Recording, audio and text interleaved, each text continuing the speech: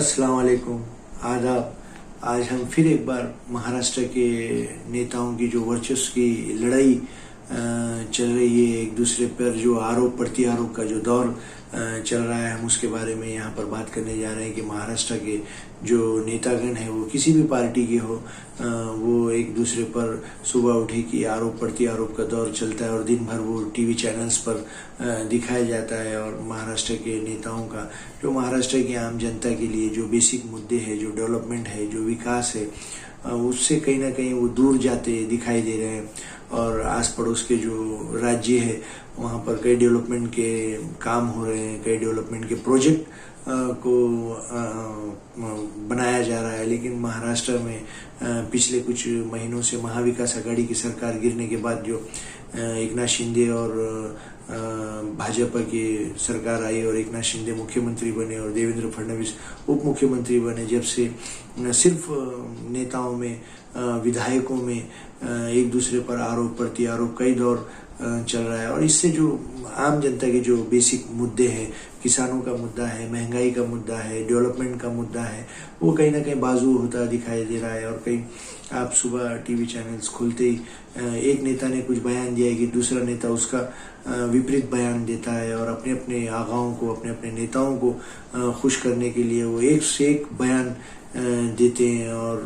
उनका महाराष्ट्र की आम जनता से कोई लेना देना नहीं होता। और महाराष्ट्र की आम जनता ये सब तमाशा पिछले कुछ महीनों से देख रही है और इससे कहीं ना कहीं जो डेवलपमेंट का जो यहाँ पर काम होना है वो कहीं ना कहीं धीमा दिखाई दे रहा है। और फिलहाल महाराष्ट्र के मुख्यमंत्री एकनाथ शिंदे और उप मुख्यमंत्री देवेंद्र फडणवीस कार्यभार संभाले हैं, लेकिन उनको चाहिए कि ज़्यादा से ज़्यादा वो अपना ध्यान महाराष्ट्र की उन्नति के लिए, विकास के लिए, डेवलपमेंट के लिए लगाएं और अच्छे अच्छे उनके कार्यकाल में अच्छे अच्छे प्रोजेक्ट को अंजाम दे और महाराष्ट्र की आम जनता को इसका फ़ायदा पहुँचे। गरीब, किसान, बेरोज़गार लोगों को उसका फ़ायदा पहुँचे और महंगाई पे कहीं ना कहीं कंट्रोल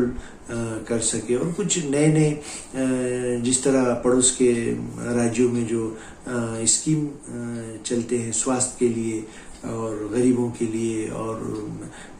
बेटियों के लिए, या बेटी की जो शादी होती है, हमारे महाराष्ट्र में लड़की की शादी के लिए कुछ मदद करना चाहिए। जैसा कि पड़ोस के राज्य में तेलंगाना में बच्ची की शादी के लिए 1 से सवा लाख रुपए की शासन की ओर से मदद दी जाती है, वैसे ही हमारे महाराष्ट्र में मदद देना चाहिए। और ऐसे कई जो पॉलिसीज़ है, जो अच्छे अच्छे जो डेवलपमेंट के जो प्रोजेक्ट्स है वो शुरू करना चाहिए। लेकिन देखने में ये आता है कि नेता सिर्फ अपना ईगो, अपना वर्चस्व बढ़ाने के लिए सिर्फ ऐसे अनाप शनाप मुद्दों को उठाते हैं और महापुरुषों की भी यहाँ पर वो कहीं ना कहीं उनकी अपमान कर रहे हैं। और हमारे